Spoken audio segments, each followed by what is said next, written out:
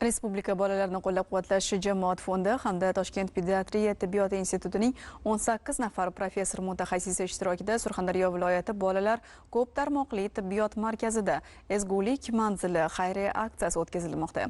Aksiya doirasida ehtiyojmand, kam ta'minlangan oilalardagi bemor bolalar tibbiy ko'rikdan o'tkazilib, murakkab jarrohlik operatsiyalari amalga oshiriladi. Muxbirimiz Sanjar Allaberdiyev mavzuni davom ettiradi.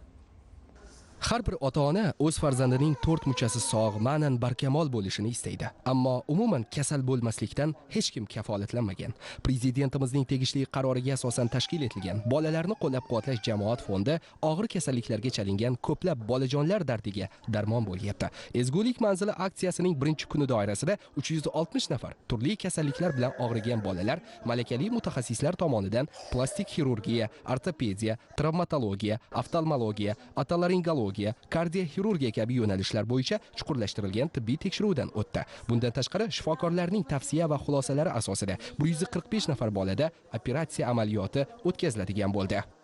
Tibbiy ko'rikka bugun qizimni tomoq bezlarini shikoyatlari bilan kelgandik. Biz mutaxassislarga uchrashdik. Mana respublikadan kelgan shifokorlar ko'rigidan o'tdik. Operatsiya qiladi degan xavotirda edik biz. Yo'q, operatsiyani hojati yo'q bo'lgan javoblarni berishdi.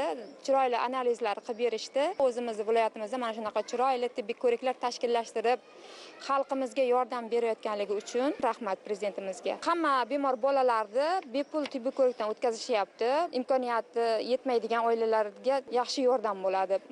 Sayyora Shoimovaning aytishicha, uning qizida o'tgan yili ko'z sohasidagi muammo sabab jarrohlik amaliyoti bajarilgan edi. Bugun u ham yana bir bor farzandini mutaxassislar tekshiruvidan o'tkazib, ijobiy javob oldi. Ancha xursand bo'ldik. Qancha ota-onalar xursand bo'lishdi xayriya aksiyasidan. Bu qancha ota-onalarga imkoniyat. Chunki Toshkentga borib qildirishga imkoniyatlari yetmaganlar viloyatda o'ziga qildiyapti. Toshkentdan vrachlar kelib qilib berishyapti. Shuni tashkil qilgan prezidentimizga rahmat. Aytish lozimki, bu kabi aksiyalar yurtimiz bo'ylab muntazam ravishda o'tkazib kelmoqda. Shu kungacha Qoraqalpog'iston Respublikasi, Buxoro, Andijon, Toshkent, Farg'ona, Xorazm viloyatlarida 1200 nafardan ortiq bolalar tibbiy ko'rikdan o'tkazildi. Zarur hollarda esa operatsiya qilinib, ularni reabilitatsiya qilish tadbirlari amalga oshirildi. 5 kun davom etadigan mazkur aksiya doirasida og'ir tashxisli bemor bolalar davolanadi, bepul dori-darmon vositalari bilan ta'minlanib, ularning salomatligini tiklash choralari ko'riladi.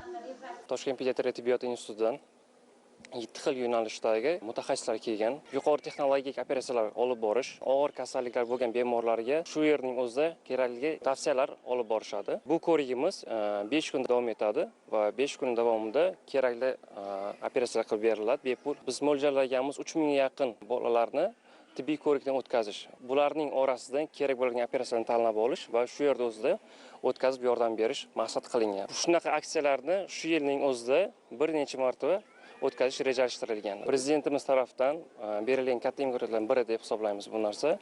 Bu Surxondaryo ahli uchun, xalq uchun bu katta yordam hisoblanadi. Qisqa qilib aytganda, bu kabi ijtimoiy aksiyalarning doimiy ravishda o'tkazilayotganligi bemor bolalarni davolash, ularni sog'lom hayotga qaytarish yo'lidagi ezgu amallardan biridir. Mazkur aksiya 12 mayga qadar davom etadi.